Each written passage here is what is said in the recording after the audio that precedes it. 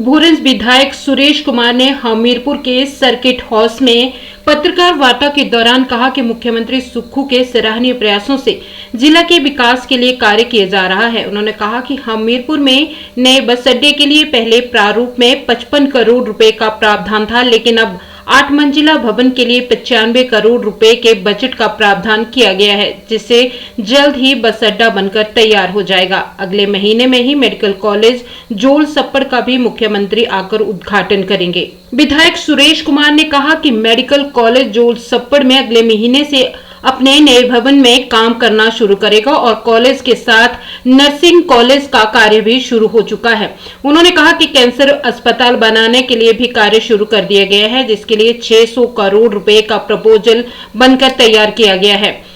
लगभग 1.5 दशक पूर्व हमीरपुर में नए बस अड्डे की परिकल्पना तो की गई थी, लेकिन कोई भी सरकार इस महत्वपूर्ण प्रोजेक्ट को अमली जामान नहीं पहना सकी।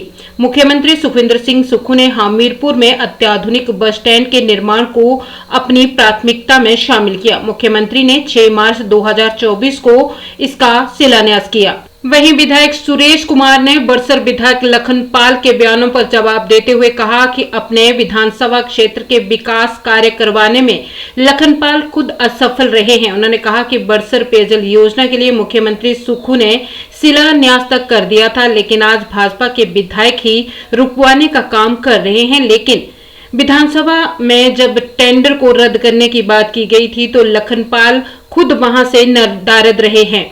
सुरेश कुमार ने कहा कि लखनपाल ने 21 फरवरी 2024 को जब वे कांग्रेस में थे तब विधानसभा के अंदर दिए गए भाषण को सुनना चाहिए, क्योंकि उसको सुनने से विकास का पता चल सकेगा। कुछ बातें उठाई थी कि मेरे विधानसभा क्षेत्र में विकास के कार्य नहीं हो रहे हैं, तो मैं उनकी जानकारी के लिए ये बताना चाहूँगा कि वो अपने विधानसभा क्षेत्र के डेवलपमेंट के कार्यों को कराने में स्वयं असफल रहे हैं।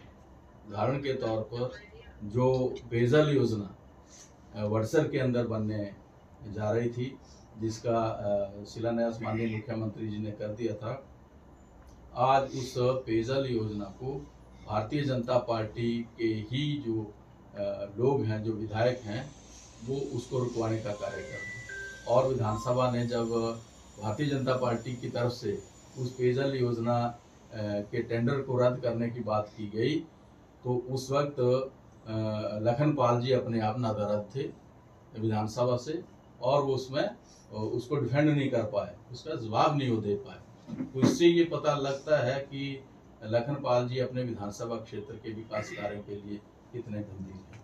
हमीरपुर का जो मेडिकल कॉलेज है, मेडिकल कॉलेज भी लगभग बन के तैयार हो चुका है और अगले महीने से मेडिकल कॉलेज अपने नई बिल्डिंग में कार्य करना आरंभ कर देगा। इसका बहुत शीघ्र माननीय मुख्यमंत्री जी उद्घाटन करने वाले हैं। इस हॉस्पिटल के साथ जो नर्सिंग कॉलेज सरकारी बनना है, उसका कार्य भी आरंभ हो चुका है और ये सरकारी नर्सिंग कॉलेज होगा जो हमीरपुर को मुख्यमंत्री जी के द्वारा सौगात के रूप में दिया गया है। इसी के साथ हमारा कैंसर का जो एक्सीलेंस सेंटर है, वो भी इस मेडिकल कॉलेज में बनने जा रहा है। उसका भी कार्य आरंभ हो चुका है, जिसके लिए 600 करोड़ रुपए का जो प्रपोजल है वो